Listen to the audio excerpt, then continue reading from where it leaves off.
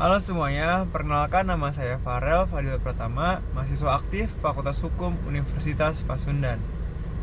Hari ini saya akan menjelaskan kepada teman-teman tentang hukum ekonomi syariah.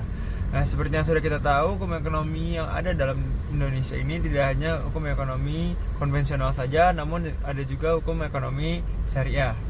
Menurut pasal 1, kompilasi hukum ekonomi syariah itu merupakan usaha atau kegiatan yang dilakukan oleh orang atau perorangan badan usaha yang berbadan hukum dalam rangka memenuhi kebutuhan yang bersifat komersil dan tidak komersil menurut prinsip syariah. Untuk prinsip hukum ekonomi syariah yaitu ada 5. Yang pertama itu amanah, yang kedua itu ada maslahat, keadilan ibahah, kebebasan bertransaksi halal, dan berhindar dari yang haram baik zatnya, cara perolehannya maupun cara pemanfaatannya, dan kebutuhan ilahiyah. Untuk dasar hukum ekonomi syariah yaitu yang pertama ada Undang-Undang Nomor 3 Tahun 2006 tentang Peradilan Agama, yang kedua ada Undang-Undang Nomor 21 Tahun 2008 tentang Perbankan Syariah, yang kemudian ada Undang-Undang Nomor 19 Tahun 2008 tentang Surat Berharga Syariah Nasional.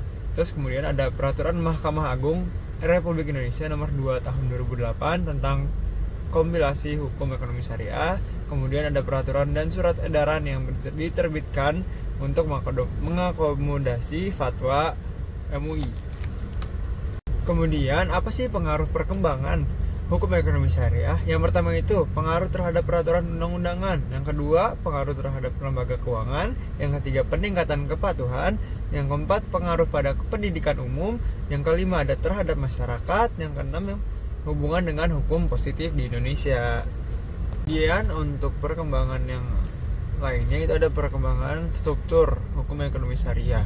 Yang pertama pembentukan otoritas keuangan syariah terpusat. Itu perubahannya itu ada di sebelumnya memiliki beberapa lembaga yang terlibat dalam pengawasan keuangan syariah untuk memutuskan membentuk OKST atau otoritas keuangan syariah terpusat. Terus yang kedua ada peningkatan peran Badan Pengawas Perbankan Syariah atau BPPS itu mengalami pembaruan yang memberikan kewenangan lebih besar dalam menetapkan aturan, kemudian melakukan audit dan memberikan sanksi kepada bank syariah yang tidak mematuhi prinsip-prinsipnya. Kemudian yang ketiga ada pendirian Badan Pengawas Pasar Modal Syariah. Itu sebelumnya dimiliki badan khusus untuk mengawasi pasar modal syariah dan memutuskan untuk membuat BPPMS.